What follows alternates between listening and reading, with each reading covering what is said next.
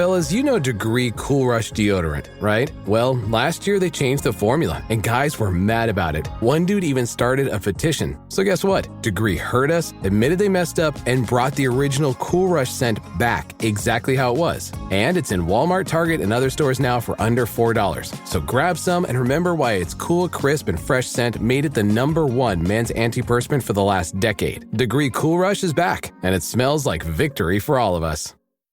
This Steve Jones Show podcast is now loading. The Steve Jones Show podcast is presented by Sunbury Motor Company, Purdy Insurance, and Brewers Outlet.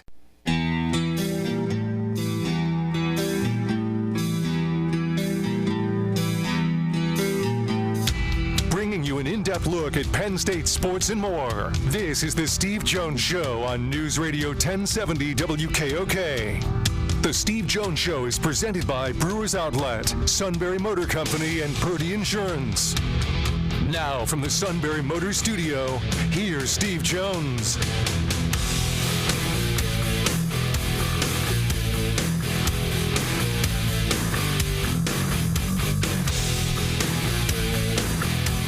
And the opening half hour brought to you by our good friends at Sunbury Motors, 4th Street in Sunbury. Sunbury Motors Kia, routes 11 and 15, Hummels Wharf. Online at sunburymotors.com. Ford, Kia, Hyundai, best in new inventory, great pre-owned inventory with the Sunbury Motors guarantee. Terrific service department, whether it's quick lane inspections, routine, difficult, they handle it all at Sunbury Motors, 4th Street in Sunbury. Sunbury Motors Kia, routes 11 and 15, Hummels Wharf, and online at sunburymotors.com. And as always, a pleasure and a privilege to talk with John Perrotto. John, welcome back. It's great to have you with us. Good to be with you, Steve. Thanks. Well, thanks for having me. Is there any franchise that has more bizarre off-the-field happenings than the Pirates, between covering up 21s, getting rid of bricks, the trash? Some of the guys that cover the team and writers, and it was, we said that, it seems like it's like there already be some pepper. There's been so much going on in the season, so many off-the-field controversies, you feel like it's enough to fill a whole season instead of 1 month. Yeah, I mean, it's bizarre. I mean, let me ask you this. I always refer to this, John, as management by walking around. And if you can walk around whatever business it happens to be, you can get a feel for what the culture is, what people think. So they cover up the 21, which I know they had, it actually had not been up there longer than people realize. And then the part with the bricks. What are they missing in terms of, like, the mindset of the Pirate fan that just by walking around they could have figured out? Well, there's a real disconnect, Steve. I mean, you have an owner who's, I don't want to say reclusive, but he lacks social skills. I mean, I'm going to be just totally blunt about it. The guy that doesn't have interpersonal skills. He's very awkward socially, and he's not the type of guy who's going to go out and glad hand people and shake hands and everything. And he has a club president, Travis Williams, who is the same way. So they don't have that public relations sense of, hey, let's go out and meet with the fans, or let's just show our face, like in the concourse or something now and again, and make people feel like, we're there for you. We're there to hear what you have to say. And then, like I said, it's a real disconnect, and their public relations is awful. They have no sense of what people here think like, and I know I've had arguments with, I would say discussions, but they've actually turned into arguments with some of the public relations executives of the Pirates who think that I'm too hard on the organization. And I tell them over and over, I said, you don't know your audience. You don't. I said, right. That's why I write a lot of what I write is because I said, you've taken no time or taken any initiative to really get to know what your fans are like, for what they think, for what they want. And I know, and I'm talking about beyond state, they want a team that wins the World Series. I mean, every fan base wants that. Right. But I mean, just how they think, how they are, what they expect from people, and the Pirates just have no sense of that at all. And the thing is, I mean, this ownership group's been in place, Bob Nutting, for 17 years now. This isn't like, well, we're still kind of feeling our way along here. Give us, be patient with us. This has been sad. Yeah, I'll start with the Clemente thing. This has nothing to do at all with Surfside. I mean, they're the ones that bought the spot, but it has nothing to do with them. What I mean by walking around the ballpark, if you just walk around the ballpark, John, how many 21 jerseys do you see from fans, by the way, that never saw him play? Yeah. Oh, I know. You see kids. You see like 10-year-old kids wearing a Clemente jersey, and Roberto's been gone 52 years. Yeah. He died on, the New Year's Eve of 72. And even like you see Stargell jerseys. And Willie has been gone. He passed away in 2000. His last year was 83 as a player. So, I mean, here's guys that other than Skenes and maybe Cruz, but other than Paul Skenes jerseys, and this is an unscientific poll, but I would say you see as many Clemente jerseys as Skenes jerseys, and you see more Stargell jerseys than any other active player besides Skenes. Right. And that's and you're talking about two guys that didn't even play in this millennium. Right. And that's my point about management by walking around. If you walk around the ballpark, I mean, you don't have to make yourself known. Just walk around. And you'll see, hey, hold on. We got to make sure that we keep that spot the way it is because it's sensitive. I mean, that's just by walking around, you would have known that, right? The bricks part, I know this is the third time they've replaced them, John. I understand that. Yeah. But now I think in the end they bounced back on it. But like, offer the brick to the people, we're going to replace them, and then offer it to the people that bought them. I mean, it's a great public relations thing for a group that needs public relations. Exactly. I was in Cleveland last a week ago yesterday for some stories for some of the other outlets I work for, and I was talking to the head of their public relations department. And he said, we went through the same thing here at Progressive Field. Of course, it was Jacobs Field when it opened back in the mid-'90s. Yep. He said, we had to dig the bricks out. It just, over time and the elements and everything, they started to crack. He said, but we offered the bricks back to the people. He said, and about 90% of the people wanted them back, and they were happy that we offered it. Yes. And that's where the Pirates, and I mean, this one's personal to me, Steve. My mother, who's also now gone, my father passed in 91. He was a big baseball fan, and the Pirates were his favorite team. And we bought a brick to commemorate him when PNC Park opened. And then I'm watching the news and I'm seeing that the bricks are in a landfill somewhere, and it's like, you got to be kidding me! Like, there's so much sentimental value, and I'm not just saying for me, but you take me and multiply it by 30 or 40 or 50, and I mean, it's just like, it was sobering, and I mean that's the other stuff they do. It's just business to me. They don't want to spend money. Yeah. That's their business. I don't like it. But that become personal, and that really that hurt. I know a lot of other fans who were in contact with me who said the same thing. It's like, this really, really hurt. Yeah, no question. So, John, now the fan that fell out of the stands, I understand he's doing better. I mean, how horrific was that when it happened?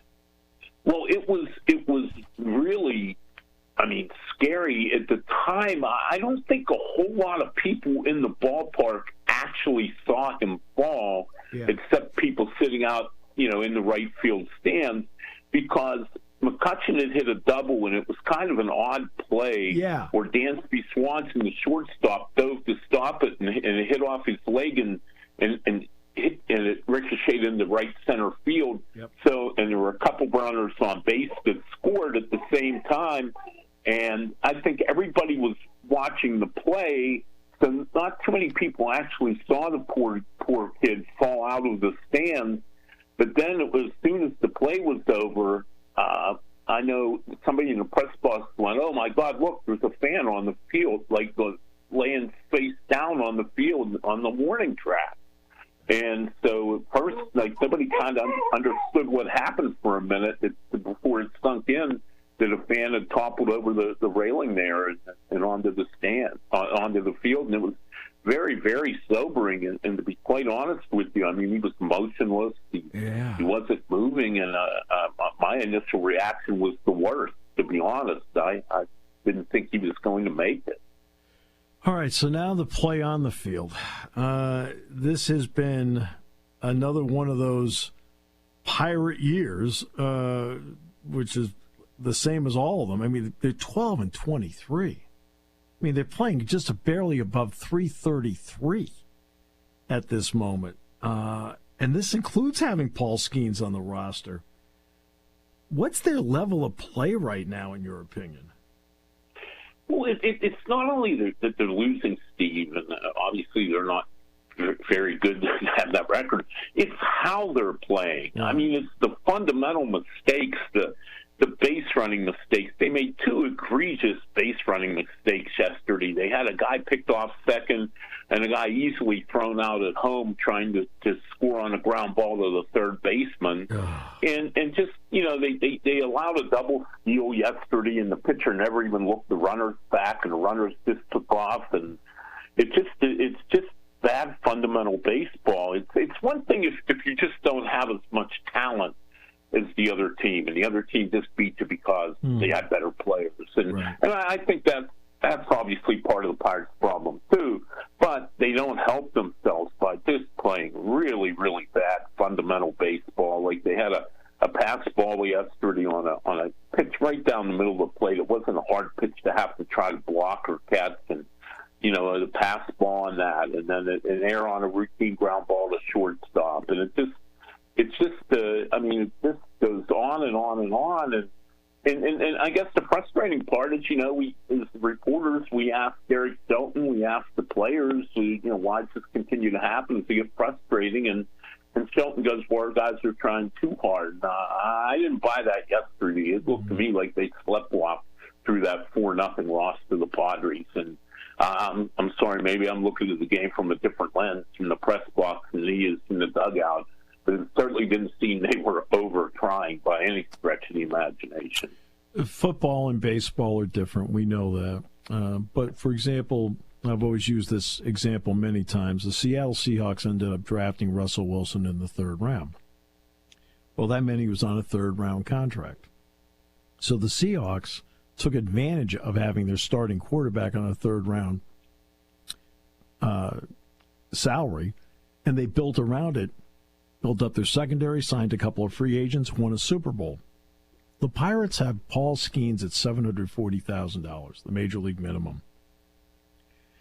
Are there any similarities about one team wanting to build around a star and another team not willing to build around a star? It's a great analogy, and I mean, that's what you would think would happen. The Pirates would say, hey, our best player, our guy that really has a chance to lead us out of this wilderness that we've been in for 100 years, seemingly, is here, and we don't have to really pay him.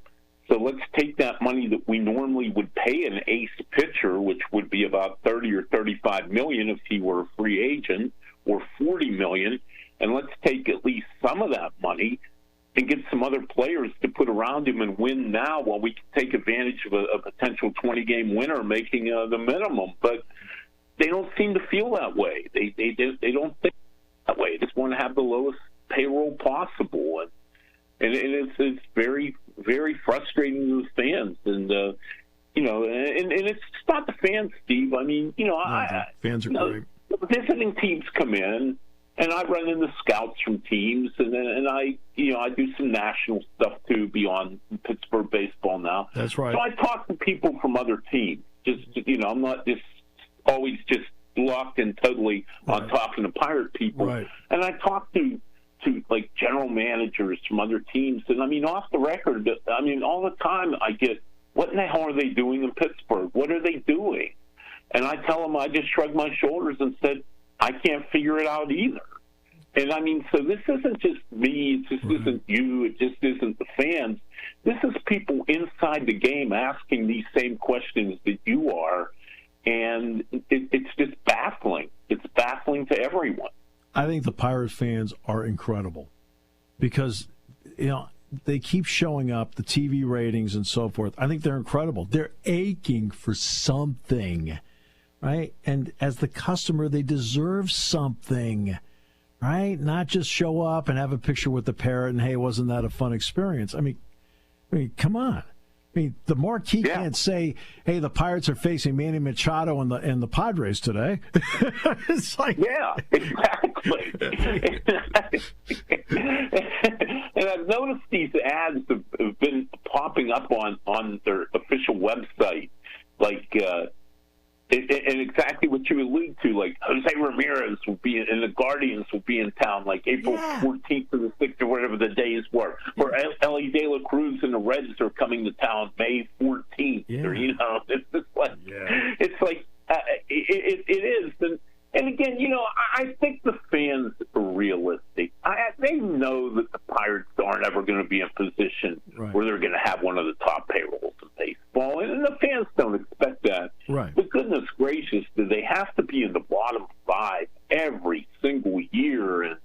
And I just think the fans, they just, I mean, you look at what happened in 13, 14, and 15, and they didn't even win the division those years. They went into the wild card game each year. I mean, the place was packed on the weekends. Right. Even during weeknights, they'd have 25, 30,000 people. Yep. So people, when people say, Pittsburgh's not a baseball city, it is a baseball city. Yes, it is. But it also has smart fans that aren't going to go pay top dollar to watch garbage that's put on the field. And that's why they're not drawing this year. And, and I think the Pirates I think their ownership doesn't grasp that. I think they truly don't understand why they're not drawing more people. Back to management by walking around, which is how I started out with all this. Exactly. O'Neal Cruz made the transition infield to outfield. How's it been? It's getting better. It has not been smooth, but it is getting better. He's starting. I mean, as far as his routes to balls, they're getting better. He has those long legs and he can cover a lot of ground, and he is able to track down some balls that most center fielders wouldn't be able to track down. But the awareness of like what base to throw to, when to hit the cutoff man, when to try to throw somebody out on the bases is just really lacking right now. And in fairness, I mean, he has only been playing the position 3 months. Right, exactly. Big league level. Yeah. But I think he's getting there. He really is. And, it seems like everything's starting to click. Like, he's really quit swinging it at so many bad pitches. I mean, he still will occasionally, but in the past years, he's just swung at basically everything. It's like just throw the ball near him, swing at it. And he's really done a good job. He drew 4 walks the other day. The Padres clearly on Saturday in the game didn't want to do anything to do with him, knew he's the one guy who can do damage. And they pitched around him, and to his credit, he took his walks. He didn't try to force the issue, and that's something I don't think we would have seen from him even last season. Right. Very quickly for you on a professional level, covering the Pirates, and it's not the easiest beat in America to cover, but you mentioned you've got a lot of other areas that you're covering right now. How refreshing is it for you to just not be in that of just the one-team mode? It is. And I tell you what, Steve, I'm going to be totally 100% honest with you here. If I only wrote about the Pirates, I'm 61 years old, and I think I would be very close to hanging it up if I had to do that every day. So it does keep me refreshed. And I will say one thing about the Pirates.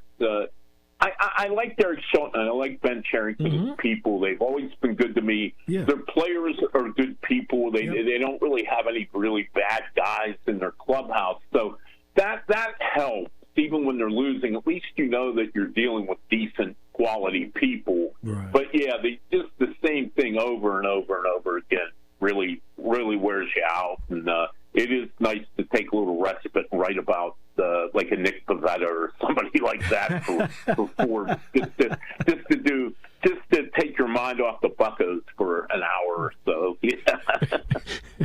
Sometimes with the Buccos, you need more than an hour.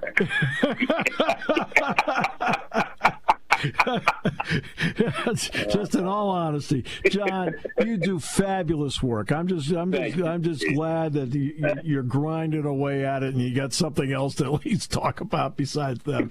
And appreciate it. And we will talk soon. And not only that, will we talk soon? I'm going to talk about other teams with you soon. How about that?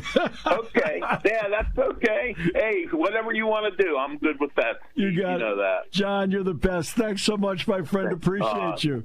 You're welcome, Steve. Thanks for having me. The outstanding John Perrotto joining us today on the show. This half hour brought to you by Sunbury Motors, 4th Street in Sunbury.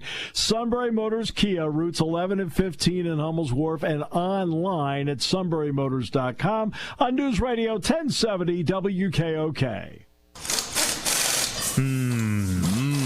When car repairs get difficult. Well, I just don't know. Me neither. We get good. Sunbury Motors. More than quality new and used cars, Sunbury Motors specializes in complicated auto repair diagnosis. They can handle intricate repairs and even complete auto body with service open Monday through Friday, 7 till 4. And Sunbury Motors has made simple repairs easy. Maintaining your vehicle is necessary. Finding the time to do it is difficult. Welcome to Sunbury Motors Quick Lane. Just walk in or call ahead. Relax in their remodeled waiting room with Wi-Fi, beverages, and snacks. Will Sunbury Motors factory-trained techs take care of your oil change, tire alignments, brakes, and inspections. Quick Lane, 6:30 to 6 Monday through Friday, Saturday 6:30 till 2. Sunbury Motors, Ford and Hyundai, North 4th Street, Sunbury. And Sunbury Motors Kia, routes 11 and 15 in Hummel's Wharf. We take the out of auto repair. Hi, this is Season. For over 100 years, the Purdy Insurance Agency has been protecting families and businesses of the greater Susquehanna Valley and beyond. With the experience of our trained and knowledgeable staff, you can rest assured that your needs will be evaluated and met by some of the industry's best representatives. No matter what your insurance needs are, call Purdy Insurance today at 570-286-5855. Visit our website at purdyinsurance.com or check us out on Facebook to see what we can do for you.